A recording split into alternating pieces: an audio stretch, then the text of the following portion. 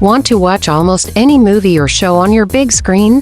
Here's a general guide for installing Moviebox Pro on your smart TV.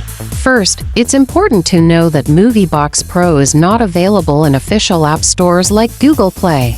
This means you will need to sideload the application, and the process differs depending on your TV's operating system.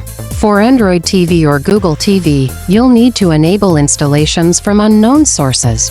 Go to Settings, then Security and Restrictions, and turn on Unknown Sources. Then, using a browser on your TV, download the Moviebox Pro APK file from its official website.